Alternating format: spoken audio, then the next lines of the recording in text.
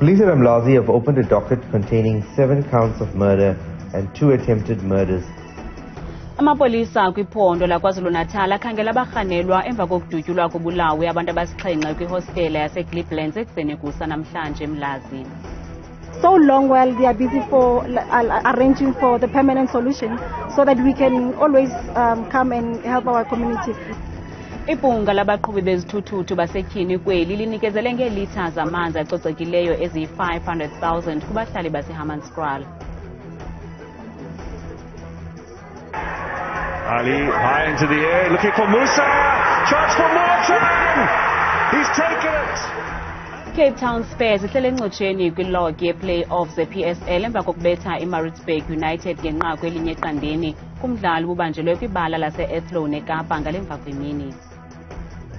Amapolisa akwiphulo lokukhangela abarhanelwa abathulule ngerhuluwa kwihostele eGlebelands eMlazi kumazantsi eTheku kwiphondo iKwaZulu-Natal kwasweleka abantu abasixhenxe. Esi siganeko senzeka nje kwiintsuku ezimbalwa emva kokuba inkonzo yesipolisa ikhuphe ingxelo yobume bolwaphulo-mthetho kweli nalapho iKwaZulu-Natal iphala phambili ngeziganeko zokubulawa kwabantu. Amapolisa KwaZulu-Natal akhuphe ingxelo ethi ngamadoda alithoba behlele zonwabele ekuzeni kusa kwanamhlanje ngethuba kumbonzeleka iqela lamadoda kule hostele akabhungisa koko athulula ngerhuluwa kwasweleka abasixhenxe ngoko nangoko ababini bakwimeko emandundu esibhedlele isizathu sohlaselo asikaziwa. Police at Umlazi have opened a docket containing 7 counts of murder and 2 attempted murders following a shooting incident that claimed 7 lives at the EGlebelands hostel in the early hours of this morning. The motive for the shooting is unknown at this stage. Detectives from the provincial task team have been instructed to probe the incident. Anyone who has information that can assist in the investigation is requested to contact Crime Stop. Ngethuba kukhutshwa ingxelo yobume belizwe kulwaphulo-mthetho, iKwaZulu-Natal ichazwe njengenkqenkqeza phambili ngeziganeko zokubulawa kwabantu. Kungokunje amapolisa acela nabani na onokuba nolwazi ngababulali ukuba atsalele umnxeba le nombolo yasimahla ethi 0800 10111. Ufunyenwe eswelekile uShan Dwarika, lo mhlohli wedyunivesithi yaseMangosuthu University of Technology nobeneminyaka engama-61 ubudala, wathi waxhwilwa ngaphandle komzi wakhe eThekwini ngecawa yeveki ephelileyo. Kumfanekiso oshicilelweyo obuthe ndi kumakhasi ezonxibelelwano, uShan Dwarika ubonakala eme ngaphandle komzi wakhe ngethuba ehlangabezwa ngamadoda amathathu angaziwayo. La madoda abonakala enengxoxo naye phambi kokuba amkhuphe ngetshova kwisithuthi sakhe. Usapho lwakhe kwakunye nedyunivesithi ebexele ngakuyo bathi biyindoda ibithandwa ngumntu wonke kwaye akho nto irhuqisa umrhatshe bekhe wayenza phambi kokuba athinjwe. Ibhunga labaqhubi bezithuthuthu labasetyhini iSouth African Female Riders Forum linikezele ngeelitha zamanzi eziyi-500,000 kubahlali baseHammanskraal kumntla wePitoli neepilisi zokucoca amanzi. Elinyathelo lilinge lokuqubisana nobhubhane wesifo sotyatyazo esihlaselele engingqi. Iqela lebhunga labaqhubi bezithuthuthu iSouth African Female Riders Forum linikezele ngamanzi asezibhotileni neepilisi zokuwacoca ezibizwa nge-aqua tablets kudederhu lwevenkile eJubilee namhlanje eHammanskraal. Ukanti ziilitha zamanzi eziyi-500,000 neepilisi ezibaluliweyo eziza kucoca malunga neelitha eziyi-7.2 million zamanzi ekunikezelwe ngazo kubahlali. We're hoping that business departments, offices can come through so that so long while they are busy for arranging for the permanent solution so that we can always come and help our community. Usekela mphathiswa wamanzi nogutyulo unkosikazi Judith Chabalala ube yinxalenye yeliphulo lokuqubisana nobhubhane wesifo sotyatyazo esiqhambuke eHammanskraal. We came in and we said to the municipality, let us come together. We want to assist in the intervention. That's why we're also unleashing the USD grant. It's going to need about 6 billion just to upgrade Royval and go to Lake and ensure the Temper water is also drinkable and potable. So we're saying that we are committed. The city has committed about, I think, 5.5 million and so forth through their budgeting as well as an interim measure. But for us, we want to really come in and try try to resolve the Rooival through the water treatment works and ensure that it's working for people. Ukanti usekela mphathiswa uthe maze nethole kulamabhinqa athabatha isigqebo sokuphosa igada enceda ababahlali. Mongameli we-ActionSA umnumzana Herman Mashaba namhlanje wamkele ilungu elitsha elisuka kwi-DA Advocate Julienne Lopez. U-Advocate Lopez wayesakuba sisithethi kwibhunga lomasipala waseNaisna. I'm here this morning, colleagues, to introduce to you Advocate Julienne Lopez. Julie, thank you very much. Leyo yinkokheli yombutho e-ActionSA umnumzana Herman Mashaba ebhengeza ilungu lakhe elitsha u-Advocate Julienne Lopez esithi bengulombutho bafuna inkokheli ezisulungekileyo. We as ActionSA are excited that she has made to join our party's efforts, which is to fix South Africa. One of ActionSA's core values is ethical leadership. For us to realize this, we need high-quality individuals who are committed to upholding the values of our country's constitution and serving the people of South Africa with integrity. Kwintetho yakhe yokwamkelwa, u-Advocate Lopez uthe utshintsho lwezopolitiko ludingeka ngokungxamisekileyo kweli loMzantsi Afrika. A change is needed, and the change that is needed is exactly what ActionSA is offering: decisive action. Let's fix this country. Actions speak louder than words. We need proper ethical governance. Ukanti umnumzana Mashaba ukwathi bengumbutho we-ActionSA basebenzela ukuphumelela unyulo lonyaka ozayo esithi abafuni kuba ngumbutho nje ophikisayo.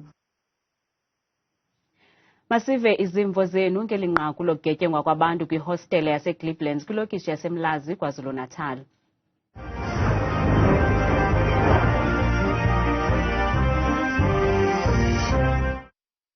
Ndicebisa mna ukuba amapolisa mawaphume iphulo aqoqe zonke ezi hostel ngoba abantu baxabana kwabodwa kweza hostel. Yonke indawo istrato nestrato naphi kufakwe ikhamera ukuze kwenzeke uba babanjwe kakuhle abantu beboniwe. Sesifikile isikhathi sokuthi uhulumeni awaqede ama-hostel. Yabona ukuhlala kwey'mbodla ihlale ndawonye kugcina vele kuba nengxabano ebakhona. Xa kunoqina ingalo yomthetho umsasazi yonke iziganeko zingaphela. Isipolisa sibambisene nabahlali kuninzi safuneka kwenziwa ukuqiniswa komthetho ngurhulumente ngakonqevu. KuFacebook usamkelo Sam latakisa uthi amapolisa kufuneka aqokelele yonke imipu engekho semthethweni kungenjalo bazophela abantu bakuthi. Unikwanti omkhanya uthi msasaza amapolisa ayasebenza amaxesha amaninzi ingxaki ngumgaqo-siseko weli lizwe nguwo ofuna ukutshintshwa kungalunga kweli lizwe utsho sentabankulu. Usiphelo Tsietsi Cotiyana uthi molo msasi ayikho into enolunga kweli lizwe kuzoba ngasasi luza imiphefumlo yabantu esibathandayo kuba amapolisa wona kuqala ayasebenzisana nezigilamkhuba kuba ungafika besaziwa abenzi bobubi utsho seKapa eWynberg. Kanti ungaphefumla kumaqonga ethu onxibelelwano ngokuthi usebenzise le nombolo yeWhatsApp nengu-071 670 2548. Ungcwatywe ngokutsha amathambo kaSonwabo Ungxxale kumadlaka amaqhawe kwilokishi yaseZwide eGqeberha kwiphondo laseMpuma Koloni. Umfi uNgxale nowayesaziwa kakhulu ngogxa bakhe ngelikaPaper wazalelwa eGqeberha ngomnyaka ka-1963. Wayeneminyaka engama-23 kuphela ubudala ekwangusihlalo we-Azapo eMpuma Koloni ngethuba ebulawa. Ubomi bukaNgxale baphela kabuhlungu mhla wabulawa ngo-1986 kwaye akazange akwazi ukungcwatywa kowabo ngenxa yeemeko zezopolitiko ngelo xesha. uSonwabo Ungxxale bezakuba neminyaka engama-60 kulo nyaka ukuba ubomi bakhe zange buqhawulwe kabuhlungu ngomhla wama-15 kweyeKhala ngo-1986 ngexesha lombhodamo omkhulu phakathi kwe-United Democratic Front kunye ne-Azapo ngonyaka ka-1985-1986. Sixolile kuba ke ekugqibeleni ukufumane okubelba ukufumene. Ukwazile ukuba abekwe kwindawo ebeyilwele ngexesha ebesaphila. uBhasikamani uvakalisa ukudana ngenxa yokulibaziseka kukarhulumente ukungcwaba uNgxale namanye amaqela omzabalazo.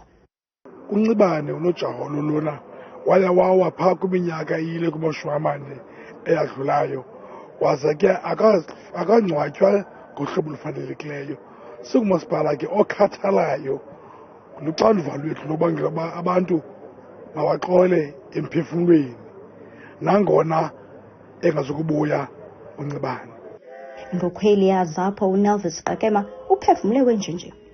It is only as a few members of Azapo who were at the base at that point in time who were able to go and bury him. Even when we did so, it was very difficult because we had to look behind our shoulders.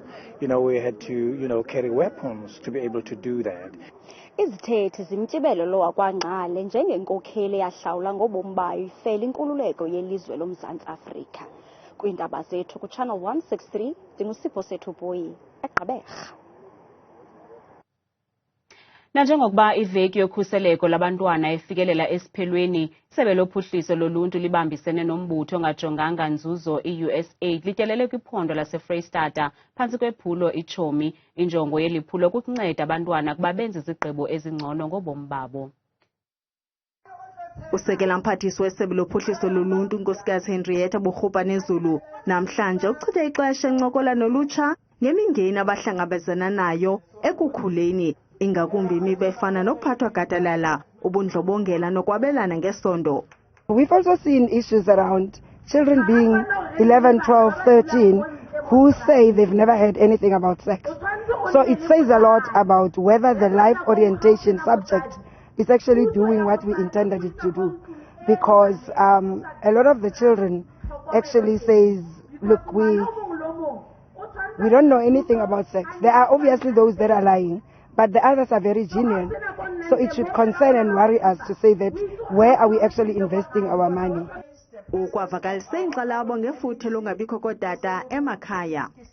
The issue of fatherlessness, it's real. It hurts children a lot. The issues of mothers not wanting to talk to children about who their fathers are is hurting and causing a lot of pain, especially for boys. The girls become, bottled up, but the boys become very angry, and that's what we saw today. Ukwathi bafumanise ukuba abantwana baqala kubona ukusetyenziswa kweziyobisi nokusela kotywala emakhaya, esithi abanye abantwana bazinikwa ezi ziyobisi notywala ngabazali babo. Sisagangatha kumba ukuqukunjelwa kwale veki eqwalasela ukhuseleko labantwana kweli ngumsebenzi wemihla ngemihla ukhusela abantwana bakhe umnumzana Bulelani Tyholweni nongutata amantombazana amathathu wasetyeni Cebokuhle Qonce eMpuma Koloni. Abantwana bakhuliswe ngutata wabo emva kokudlwengulwa ngumnakubo mama wabo besebancinci. Une-15 iminyaka ubudala oyena mdala kula mantombazanana bakhuliswe ngutata wabo kususela ebuncinaneni kweli khaya livuzayo xa kunetha, akasebenzi, uphila ngamabona ndenzile kodwa ufana nqwa nesikhukukazi bantwaneni baso nangona engutata. Wabathatha kumama wabo emva kwezityholo zokuba bachwechwelwa ngumnakwabo wabadlwengula beko bentlombe. Ndikrobe mna kula mngxuma xa ndisithi ubrada wakhe njani ba ame phezu kwabantwana bam kodwa balele. Wonke umuntu olapha kule ndlu ame kuyo ulele qha uyabhekabheka. Uqomba kunentoba ndiyibone ndedwa ungabi ngandiyaxoka mandingatyhali licama mama ndithi izobona. Iqhaba lakhe emva kokuba unkosikazi ethethelele umnakwabo ngelithi mayibethwe ngoyaba into yokudlwengulwa kwabantwana bakhe. Siyayithetha le nto mama izawuthini ke ngokule nto ngoba abantwana ndibonile mna nawe kamandi ubonile. Hayi masiyithetheni apha ekhaya. Hayi bo siyithetheni. What about uba ikanti abantwana benzakele? Unqabile umuntu ongutata okhulisa abantwana kweli xesha likhoyo. Usibonise into enqabileyo bakhuthelele kakhulu. Abawuvala umlomo ngutata wabo aba bantwana. Tata usenzela yonke into esiyifunayo. Noba kufuna izinto esikolweni utata uyayenza into. Noba kuthiwa kukho intlanganiso utata uyayeka ijob zakhe ngoba ahambe yokwenza into efunwayo esikolweni. Lo tata wamantombazana kungoku nje ucela umsebenzi nendlu ye-RDP khona ukuze aqiniseke ukuba abantwana bakhe bafudumele bakhuselekile naxa sele efumene itorho. Kwiindaba zethu kuChannel 163 ngokuphathelwa iNewsroom Africa, ndinguntsiki Noyiya etyeni eQonce.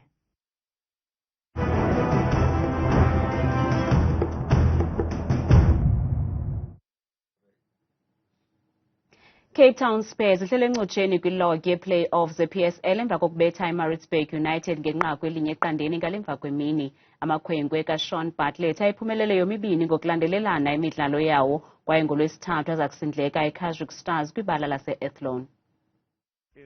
Lo mdlalo bekulindeleke ukuba ube ngowona unzima kwezi playoffs ze-PSL.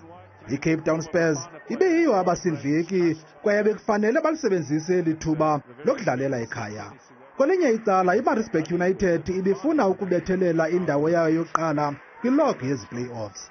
Ngenene ke bezitaka intlantsi ekuqaleni kwalo mdlalo, kwaye ngomzuzu we-16 iqela lasekhaya lithe lavuzwa ngenqaku elifakwe nguMichael Morton. Ali high into the air, looking for Musa, tries for Morton, he's taken it. iMaritzburg ibifuna ukulinganisa kwimizuzu eli10 phambi kokuba kutshintshwe amacala, kodwa lachasela ithamsanqa. Kwisiqingatha sesibini, omabini lamaqela enze inguqu. Amakhwenkwe kaShawn Bartlett enqonqozile. Uphewa wadlala ngelihle ithuba kusele imizuzu eli15 uphela umdlalo. Atshitshisene lamakhwenkwe de kwasekugqibeleni. I-Cape Town Spurs ihleli encotsheni kwilog ye-playoffs emva kwale mpumelelo, kwaye iza kwamkela iKaizer Stars kwalapha eAthlone ngolwesithathu. Thabile Makhaphela, Mamthembu selengqangile neMozulu.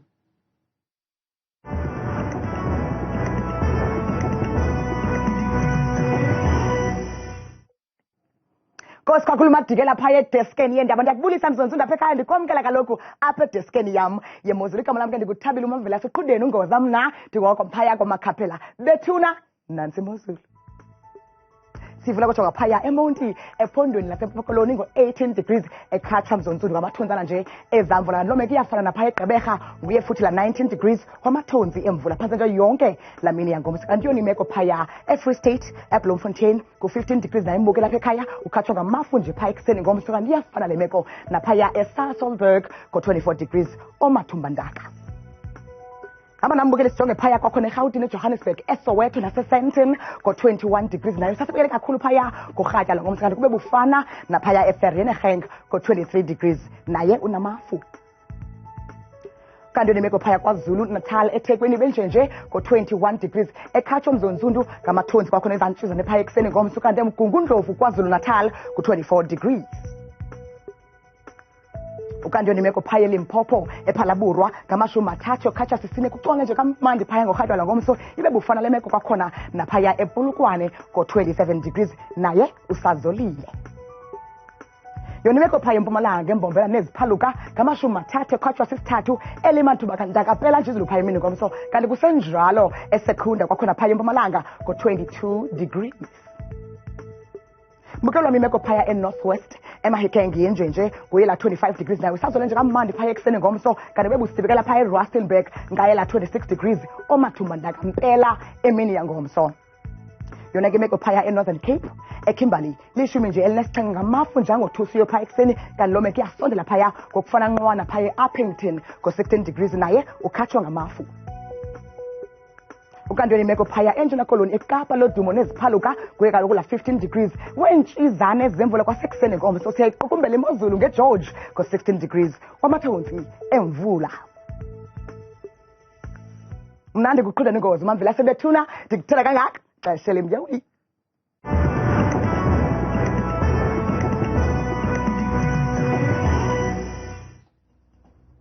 Ngafumana lamanqaku namanye kwiqonga lethu le-YouTube ngomso. Ogxa bethu bazawuthi izindaba zethu ngolwimi lwesiZulu. Kamnandi mawethu.